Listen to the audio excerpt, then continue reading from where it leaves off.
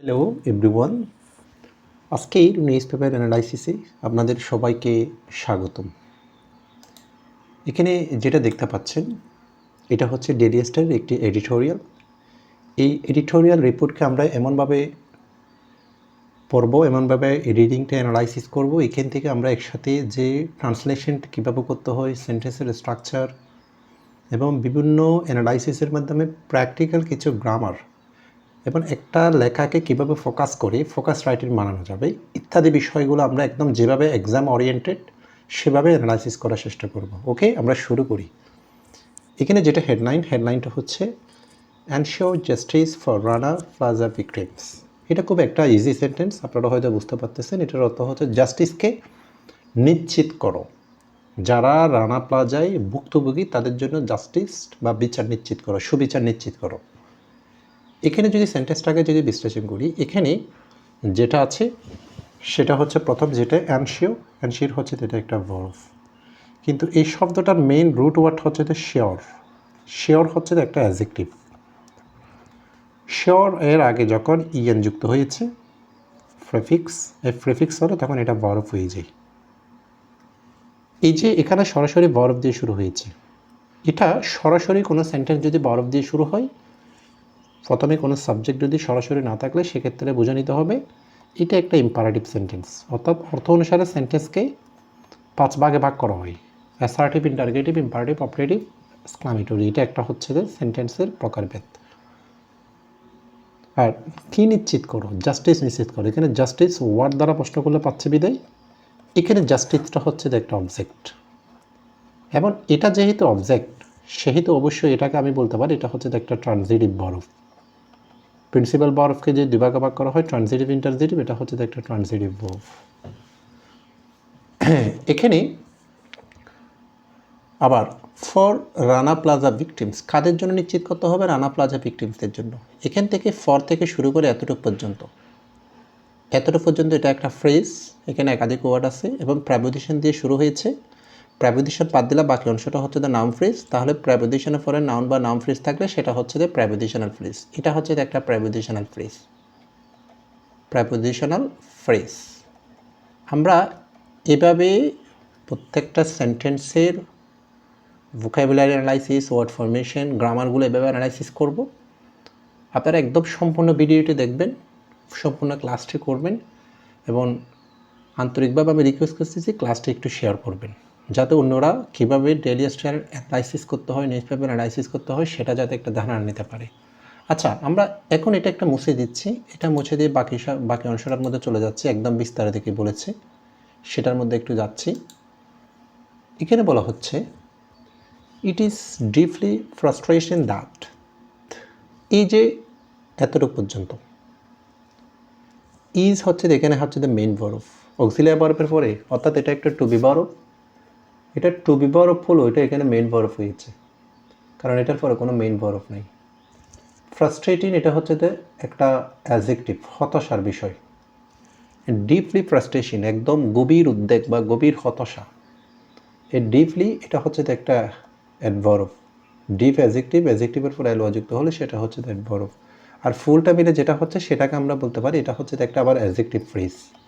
কেন এটা adjective phrase বলেছি? বিকজ এখানে ইজটা হচ্ছে একটা লিঙ্কিং ভার্বের পরে অ্যাডজেক্টিভ বা অ্যাডজেক্টিভ ফ্রেজ হয়। যা হোক, এটা একটা ক্লজ, এবং এটার আগে কোনো কনজাংশন না বিধে এটা সরাসরি আমরা বলতে পারি এটা একটা প্রিন্সিপাল ক্লজ। দ্যাট হচ্ছে একটা সাবঅর্ডিনেটিং কনজাংশন। তাহলে দ্যাটের পরে যেটা আছে একদম এতটুকু পর্যন্ত, এটা হচ্ছে একটা সাবঅর্ডিনেট ক্লজ বিদায়, এটা সাবঅর্ডিনেট ক্লজ, সাবঅর্ডিনেটিং কনজাংশন বিদায়, এটা হচ্ছে দ্য সাবঅর্ডিনেট ক্লজ। এখানে বলা হচ্ছে 13 years after Rana Plaza tragedy, justice remain elusive for the victims and survivors. তাহলে কি বলা হচ্ছে? রানা প্লাজা ট্র্যাজেডি মানে হচ্ছে তো খুব দুঃখজনক কোনো ঘটনা বা বিগান্তক কোনো ঘটনা। এই যে রানা প্লাজা যে বিগান্তক সবচেয়ে মর্মান্তিক ঘটনা যেটা হয়েছিল সেটা 13 বছর পরে। জাস্টিস রিমেইন আবার একটা লিঙ্কিং ভার্ব যেটা বিদ্যমান থাকে।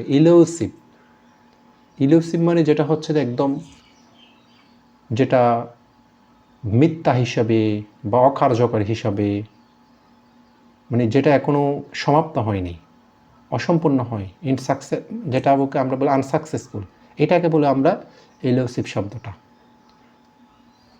তাহলে জাস্টিস এখনও হচ্ছে যে অকার্যকর হিসেবে রয়ে গিয়েছে। ইলুসিভ এখানে অ্যাডজেক্টিভ। কেন অ্যাডজেক্টিভ? কারণ just remains link in verb, justice হচ্ছে এখানেই সাবজেক্ট। তাহলে জাস্টিস যদি সাবজেক্ট হয়, এখন প্রশ্ন হতে পারে এখানে সেন্টেন্সটা শুরু হয়েছে সাবজেক্ট থেকে, কিন্তু এখানে কিন্তু সাবজেক্টের আগে একটা অংশ আছে। যদি বলে কখন হয়েছিল, এটা কখনের কথা বলো, 13 বছর পরের কথা। এই অংশটা আমরা এই ফ্রেজটাকে হোয়েন দ্বারা প্রশ্নগুলো পাচ্ছি, সো এটা হচ্ছে একটা অ্যাডভার্বিয়াল ফ্রেজ। তাহলে এখান থেকে যেটা আমরা যখন ফ্রি হ্যান্ড রাইটিং লিখবো, ফ্রি হ্যান্ড রাইটিংয়ের এগুলোই হচ্ছে যে সবচেয়ে বড় স্কিল। যখন কোনো একটা রিডিংকে যখন আমরা এইভাবে বুঝে সুঝে পড়বো, লেখার যে একটা কাঠামো আছে, স্ট্রাকচার আছে, এই মেশিনারি সিস্টেমগুলো আমাদের এভাবে আয়ত্ত করতে হবে। তাহলে সাবজেক্ট দিয়ে শুধু বাক্য শুরু হবে তা না, সাবজেক্টের আগেও কিন্তু একটা অ্যাডভার্বিয়াল ফ্রেজ হবে। যদি সাবজেক্টের আগে যদি বাক্য, কোনো ক্লজ বা কোনো সেন্টেন্স যদি অ্যাডভার্বিয়াল ফ্রেজ দিয়ে শুরু হয়, সেটার পর একটা কমা হবে। ফর দ্য ভিকটিমস আবার একটা প্রেপোজিশনাল ফ্রেজ, যারা ভুক্তভোগী তাদের জন্য, এবং যারা টিকে আছে, এখনও বেঁচে আছে তাদের জন্য। তাহলে কি বোঝায়? এই যে এখানে বলা হচ্ছে গভীর উদ্বেগজনক বিষয় বা চিন্তার বিষয়, হতাশার বিষয়, এই যে 13 বছর পরে রানা প্লাজার দুর্ঘটনার পরে বিচার, ভুক্তভোগী এবং যারা বেঁচে আছে তাদের জন্য এখনও পর্যন্ত এটা একটা অকার্যকর বা এটা মিথ্যা ভ্রম, যেটা কাজটা সম্পূর্ণ হয়নি, এরকম একটা মানে যেটা ব্যর্থ হিসেবে রয়ে গিয়েছে। এবং এই ফুল সেন্টেন্সটা হচ্ছে যে এটা একটা কমপ্লেক্স সেন্টেন্স। তাহলে এটাকে কমপ্লেক্স সেন্টেন্স কেন বলেছি? যখন একাধিক ক্লজযুক্ত সেন্টেন্সের মধ্যে একটি মেইন ক্লজ, এক বা একাধিক সাবঅর্ডিনেট ক্লজ থাকলে সেটাকে কমপ্লেক্স। তাহলে এখানে এটা একটা মেইন ক্লজ, এটা সাবঅর্ডিনেট ক্লজ, সো এটা একটা কমপ্লেক্স সেন্টেন্স। এখানে এরপরে বলা হচ্ছে রিপুটেডলি, এটা একটা কানেক্টরস, ভার্বিয়াল কানেক্টরস। রিপুটেডলি মানে হচ্ছে তো প্রতিবেদন অনুসারে, যার মানে এটাকে আবার আমরা এইভাবেও লিখতে পারতাম, প্রেপোজিশনাল ফ্রেজের মাধ্যমে লিখতে পারতাম, অ্যাডভার্ব না লিখে অ্যাকর্ডিং টু রিপোর্ট। তাহলে রিপোর্টেড লেখে আবার অ্যাকর্ডিং টু রিপোর্ট, তখন এটা কিন্তু একটা প্রেপোজিশনাল ফ্রেজ হয়ে যাবে। তাহলে বাক্যের শুরুতে যেমন অ্যাডভার্ব হয়, অ্যাডভার্বিয়াল ফ্রেজ হয়, আবার বাক্যের শুরুতে প্রেপোজিশনাল ফ্রেজও হতে পারে। দুইটা, সাবজেক্টের শুরুতে প্রেপোজিশনাল ফ্রেজ, সাবজেক্টের শুরুতে অ্যাডভার্ব বা অ্যাডভার্বিয়াল ফ্রেজ, এগুলো হতে পারে সাবজেক্টের আগে, অর্থাৎ বাক্যের শুরুতে। এরপরে বলা হচ্ছে বোথ কি কেসেস। কি মানে এখানে যেটা মূল, একদম কি এখানে অ্যাডজেক্টিভ, কেস এখানে হচ্ছে যে নাউন, নাউনের আগে অ্যাডজেক্টিভ হয়, অর্থাৎ মূল যে মামলাগুলি লিঙ্কড, যেটা সংযুক্ত লিঙ্ক টু দ্য ডিজেস্টার কন্টিনিউ। ডিজেস্টার, এই যে মেইন কেসগুলো যেগুলো এই বিপর্যয়ের সাথে, ডিজেস্টার বলতে এখানে কিন্তু ট্র্যাজেডিকে ডিজেস্টার বলা হচ্ছে, অর্থাৎ কথাটাকে একদম মাত্রা অতিরিক্ত বাড়িয়ে বলা হচ্ছে, যদিও বাস্তব বাড়িয়ে বলা হচ্ছে না, এটাকে গুরুত্ব আরোপ করার জন্য বলা হচ্ছে। তাহলে এটা একটা ফিগার অফ স্পিচ পাচ্ছে, সেটা হচ্ছে যে এখানে আমরা বলতে পারি এটা হচ্ছে একটা হাইপারবোল, এবং এটাকে একটা মেটাফোরও বলতে পারি। মেটাফোর কোনটা, হাইপারবোল কোনটা? যখন কোনো একটা রাইটার রিডারের কাছে খুবই গুরুত্ব আরোপ করার জন্য একদম বাড়িয়ে বলবো, তখন এটাকে বলা হয় হাইপারবোল। তাহলে এই ট্র্যাজেডিটাকে একদম বড় একটা দুর্যোগের সাথে তুলনা করা হচ্ছে, এই জন্য এটা হাইপারবোল। তাহলে ট্র্যাজেডিকে দুর্যোগের সাথে তুলনা করা হচ্ছে বিধে এই জন্য এটাকে আমি একটা বলতে পারি এটা একটা ম্যাটাফোর। কন্টিনিউ টু স্টল মানে এখানে অস্থবির, যেটা একদম স্লো, এটা সিনোনিম হিসেবে আমরা ব্যবহার করতে পারি স্লো, যেটা খুব ধীরগতি সম্পন্ন। স্টল মানে এখানে দোকান অর্থ বোঝাবে না। এই টু স্টল এটা হচ্ছে একটা ইনফিনিটিভ, স্টল এখানে ভার্ব, অর্থাৎ ইনফিনিটিভের ভার্ব। তাহলে এই সেন্টেন্সের মধ্যে মেইন ভার্ব হচ্ছে এখানে কন্টিনিউ, এবং লিঙ্কড এখানে হচ্ছে যে পাস্ট পার্টিসিপল, এটা একটা নন ফাইনাইট ভার্ব, অর্থাৎ বোথ কি cases linked to the disaster, এটা হচ্ছে যে ফুলটা সাবজেক্ট। এই ফুল এতটুকু শব্দ পর্যন্ত এটা হচ্ছে যে সাবজেক্ট, সো এটা হচ্ছে যে একটা যেটা নাউন ফ্রেজ, এটা হচ্ছে যে একটা নাউন ফ্রেজ, এটা হচ্ছে একটা নাউন ফ্রেজ। কন্টিনিউ হচ্ছে যেখানে মেইন ভার্ব, অর্থাৎ যে দুর্যোগের সাথে যে বড় বড় মেইন মামলাগুলি, সংযুক্ত মামলাগুলো এখানে একদম অস্থবির, মামলাগুলোর কোনো চলমান, কোনো মানে কন্টিনিউয়াস কোনো প্রসেস কিন্তু নাই, এগুলো অস্থবির হয়ে গিয়েছে।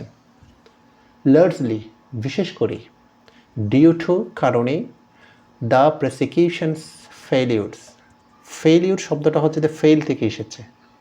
ফেল মানে ব্যর্থ হওয়া, ভার্বের নাউন হচ্ছে এখানে ফেলিউর।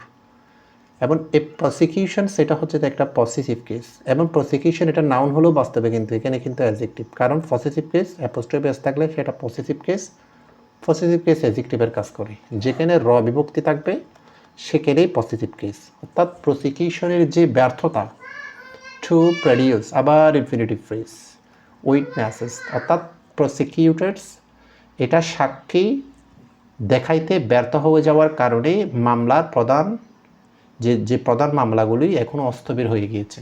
তাহলে এখানে যদি আমি একটা মুছে দেখাই এই সেন্টেন্সটার স্ট্রাকচার, এই সেন্টেন্সের মধ্যে প্রধানত আমি ফাইনাইট ভার্ব পেয়েছি এটা। তাহলে সাবজেক্ট হচ্ছে যে বোধ থেকে ডিজাস্টার হচ্ছে যে সাবজেক্ট, একটা ফাইনাইট ভার্ব একটা সাবজেক্ট, অর্থাৎ ফাইনাইট ভার্ব মানে এখানে প্রিন্সিপাল ভার্বকে বলতেছি, মেইন ভার্ব বা প্রিন্সিপাল ভার্ব। এবং তখন বুঝতে হবে যে যতটি ভার্ব থাকুক না কেন আমার সেটাতে কোনো হিসাব নাই।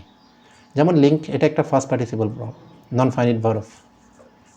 এরপরে হচ্ছে যে টু প্রডিউস, এটা একটা ইনফিনিটিভ, এটাও একটা non finite verb. To stall, এটাও একটা ইনফিনিটিভ, তাহলে এটাও একটা নন ফাইনাইট ভার্ব। তাহলে একটা, দুইটা, তিনটা নন ফাইনাইট ভার্ব, কিন্তু ফাইনাইট ভার্ব আছে একটা। কিন্তু একটা সেন্টেন্স, এটা কোন সেন্টেন্স, সিম্পল নাকি কমপ্লেক্স নাকি কম্পাউন্ড, সেটা ডিপেন্ড করবে ফাইনাইট ভার্বের উপরে। নন ফাইনাইট ভার্ব কয়টা আছে সেটা কোনো ফ্যাক্টর না। নন ফাইনাইট ভার্ব একটাও থাকতে পারে, নাও থাকতে পারে, একাধিকও থাকতে পারে। তাহলে সেই হিসেবে আমি হিসাব করেছি ফাইনাইট ভার্ব একটা বিদায়, একটা ক্লজ, তার মানে এটা একটা সিম্পল সেন্টেন্স। কারণ একটা ক্লজ থাকা মানে সেটা হচ্ছে একটা সাবজেক্ট, একটা ক্লজ, একটা ফাইনাইট ভার্ব, সেটা হচ্ছে একটা সিম্পল সেন্টেন্স। আচ্ছা, অ্যাট দ্য সেম টাইম আবার একটা সময় পাচ্ছি, হোয়েন দ্বারা প্রশ্নগুলো পাচ্ছি, আবার একটা অ্যাডভার্বিয়াল ফ্রেজ হোয়েন দ্বারা প্রশ্ন করলে। দোজ অ্যাফেক্টেড বাই, দোজ এটা হচ্ছে একটা ফ্লুরাল ফর্ম, এই দোজ এটা হচ্ছে দ্যাটের ফ্লুরাল, দ্যাট সিঙ্গুলার। অ্যাফেক্টেড যারা, those affected, affected first participle form, যারা আক্রান্ত হয়েছে বাই দ্য ইনসিডেন্ট, এই মানে আক্রান্ত হয়েছে জোরে এই ঘটনার সাথে, অ্যান্ড দেয়ার ফ্যামিলিজ, যাদের পরিবার, তাদের পরিবার যাদেরকে এই ইনসিডেন্টটা আঘাত করেছিল। অ্যাফেক্টেড যেটা ফার্স্ট ফর্ম এবং first indefinite tense, and there families, তাদের পরিবারগুলো আর স্টিল স্ট্রাগলিং, তারা এখনও সংগ্রাম করতেছে। Present continuous tense, auxiliary verb, main verb, তাহলে এই স্টিল হচ্ছে দেখেন একটা অ্যাডভার্ব। যদি অক্সিলারি ভার্বের মেইন ভার্বের মধ্যে যদি কোনো অ্যাডভার্ব থাকে সেটা দুইটা ভার্বের মাঝখানেই হবে। এখানে এনটা হচ্ছে একটা কোঅর্ডিনেটিং কনজাংশনস, কোঅর্ডিনেটিং কনজাংশন দুইটা প্রিন্সিপাল ক্লজকে যুক্ত করে। তাহলে এখানে those affected, those subject, affected যেমন এটা একটা principal clause, their families are still struggling, এটাও একটা প্রিন্সিপাল ক্লজ। অর্থাৎ দুইটা প্রিন্সিপাল ক্লজকে যুক্ত করেছে। ফর বেসিক কম্পেনসেশন মানে ক্ষতিপূরণ, যে ক্ষতিটা হয়েছে সেটার যে মৌলিক ক্ষতিপূরণ সেটার জন্য তারা সংগ্রাম করতেছে, তারা চেষ্টা চালিয়ে যাচ্ছে যারা বেঁচে আছে, যাদের তাদের ফ্যামিলি মেম্বার্সরা। And dignified living conditions, dignified এটা নন ফাইনাইট ভার্ব, কারণ একটা ক্লজে একটা মাত্র ফাইনাইট ভার্ব হয়, আর কোনো ভার্ব থাকলে সেটা হচ্ছে যে নন ফাইনাইট ভার্ব। ডিগনিফাইড মানে হচ্ছে যে মর্যাদাপূর্ণ, লিভ ইন কন্ডিশনস যেটা জীবনযাপনের যে মর্যাদাপূর্ণ একটা লিভ ইন কন্ডিশনসের জন্য এবং ক্ষতিপূরণের জন্য তারা তাদের সংগ্রাম চালিয়ে যাচ্ছে যারা এই ঘটনায় আক্রান্ত হয়েছিল। তাহলে এখানে আমরা বুঝেছি এটা হচ্ছে একটা কম্পাউন্ড সেন্টেন্স, দুইটা অ্যান্ড দ্বারা, অর দ্বারা, নর দ্বারা যুক্ত হলে আগে পরে দুইটা মেইন ক্লজ থাকলে সেটা হচ্ছে একটা কম্পাউন্ড সেন্টেন্স। আমি একটু কালারটা চেঞ্জ করে দেখাচ্ছি। এরপর বলা হচ্ছে the authorities must explain main verb, must এখানে মডেল ভার্বের পরে সবসময় ভার্বের জিরো রুট ফর্ম। এই এক্সপ্লেনের নাউন হচ্ছে দ্য এক্সপ্লেনেশন।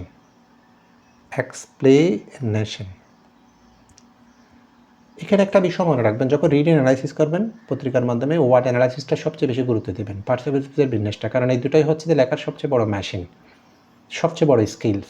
আপনি যদি একটা ওয়ার্ডকে যদি হরেক রকমভাবে নাউন থেকে অ্যাডজেক্টিভ, ভার্ব, অ্যাডভার্ব এভাবে যখন কনভার্ট করতে পারবেন, ওয়ার্ড ফরমেশন গঠন করতে পারবেন, তাহলে আপনার ভোকাবুলারি স্কিল এবং ফ্রি হ্যান্ড রাইটিং স্কিল কিন্তু এখান থেকে বৃদ্ধি পাবে। এবং আরেকটা বিষয় হচ্ছে নাউন কোথায় হচ্ছে, অ্যাডজেক্টিভ কোথায় হচ্ছে, ভার্ব কোথায় হচ্ছে, অ্যাডভার্ব কোথায় হচ্ছে, প্রত্যেকটার আগে পরে কী হচ্ছে, কোথায় অ্যাডভার্ব হচ্ছে, অ্যাডভার্বের ফ্রেজ কোথায় হচ্ছে, এই যে ইত্যাদি বিন্যাসগুলো খুবই সিগনিফিক্যান্ট।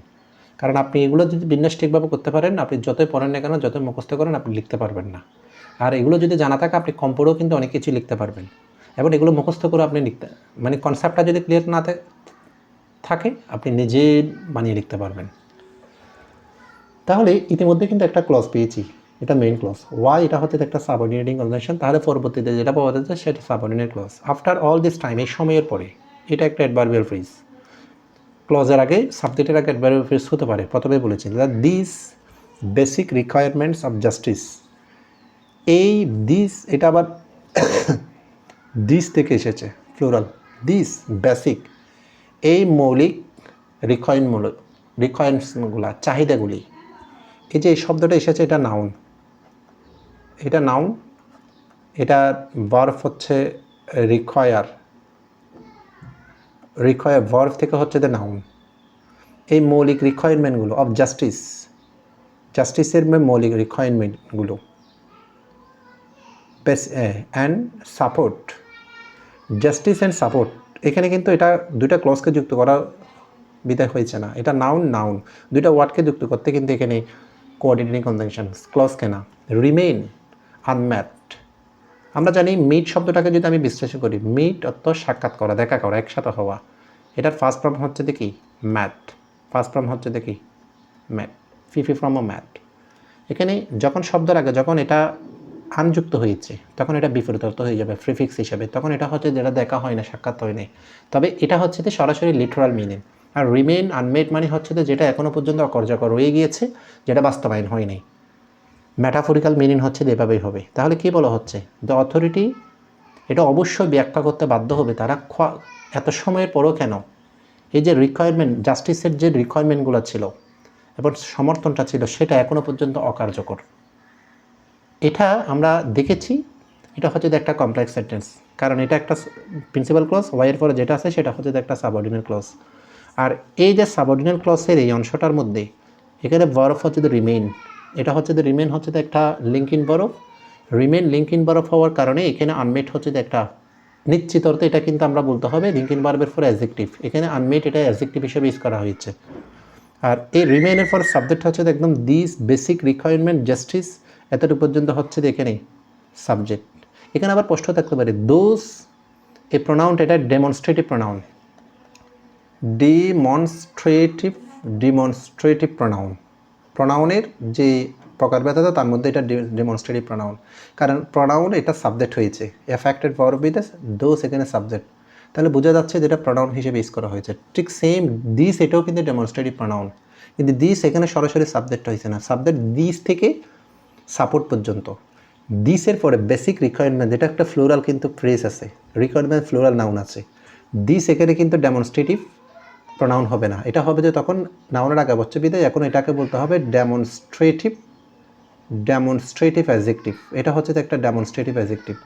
তাহলে প্রোনাউনের পরে যখন কিছু থাকবে না, সাবজেক্ট হবে, সেটা তখন প্রোনাউন বলবেন। আবার প্রোনাউনের আগে যখন পরে যখন একটা নাউন থাকবে, তখন এটা প্রোনাউন হবে না, তখন এটা প্রোনামিনাল অ্যাডজেক্টিভ। অর্থাৎ ডেমনস্ট্রেটিভ প্রোনাউনের পরে যদি নাউন থাকে, তখন এটা ডেমনস্ট্রেটিভ অ্যাডজেক্টিভ। এইভাবে আপনাকে প্র্যাকটিক্যালি কিন্তু গ্রামারটা বুঝে নিতে হবে। আচ্ছা, পরবর্তী প্যারাটার মধ্যে আমরা যাব। পরবর্তী প্যারাটার মধ্যে কী বলা হচ্ছে দেখেন, পরবর্তী প্যারাটার মধ্যে এখানে বলা হচ্ছে